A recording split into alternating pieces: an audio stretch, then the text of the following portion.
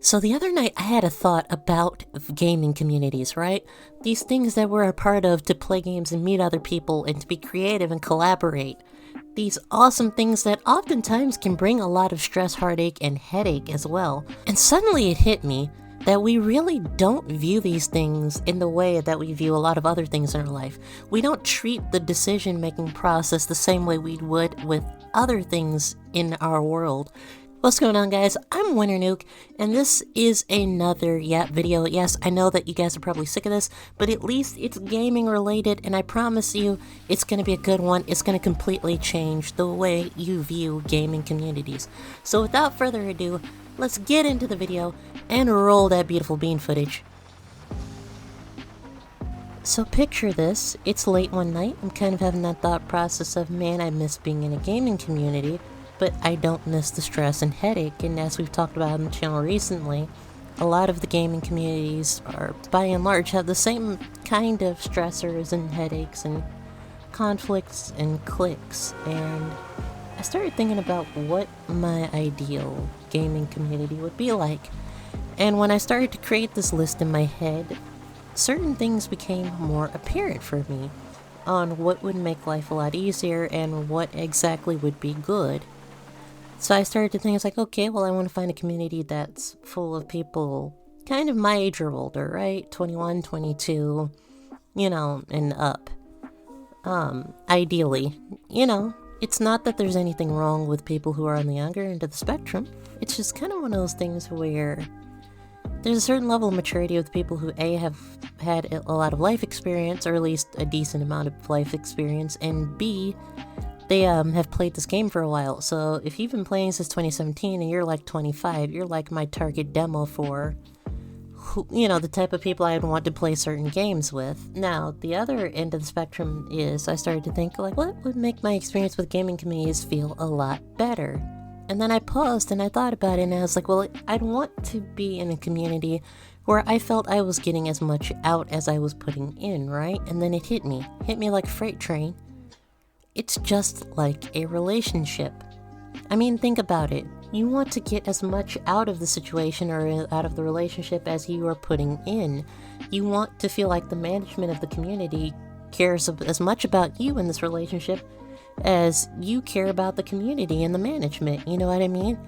It's a lot of give and take, and it's actually why I've talked a lot about social contract theory with different people in management positions for bigger gaming communities, and they always laugh at me, and I try to get them to understand that at the end of the day, you are only going to be as successful as your member count.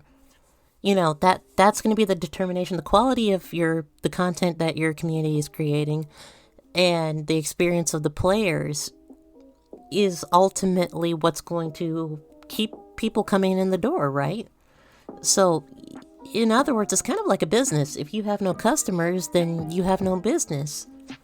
So there's a lot of social contract theory baked into gaming communities. But ultimately, it's a giant thing of give and take and respect and nuance. And what I really want you to take away from this video, even if it ends up being short, is that it's okay to swipe left on a different community, if you know what I mean. It's okay to turn an opportunity down. I've had several times where I've had big opportunities and I've turned them down. I just recently was about to get involved, and this is kind of just to drive the point home.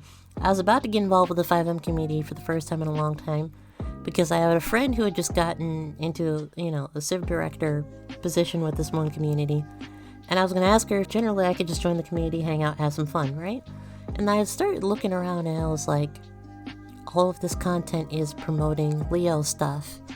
They don't really care about their Civ department, and their fire department's non-existent. So if LEL is the center of everything and no other type of roleplay is going to be promoted here, that tells me that the stuff that I enjoy is not important to the people who are running the community. And to me, that sends a sign that I'm, for better or worse, not my fault, or it's not their fault rather, but I'm not the target demo here, so I'm gonna leave. And I think that we need to start having that attitude with gaming communities. If we do that, we'll have a lot better time, we'll have a lot better mental health. And this is kind of the point I was trying to drive home when I left SAF that one time and I said that we need to think more about mental health and we need to be okay with walking away from it all. This is kind of what I meant.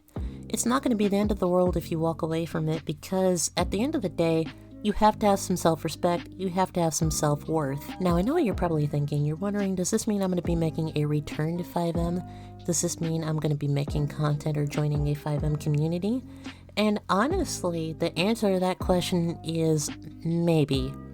I might be making a return to FiveM if I can find a community where my time is valued and the requirements aren't ridiculous, right? They're reasonable for an adult who has a 9-to-5 job, or my shift moves around, but you get what I mean. And then 2, I want to find a community that's ran by people who have either been playing the game a long time or who are older in actual age, or both.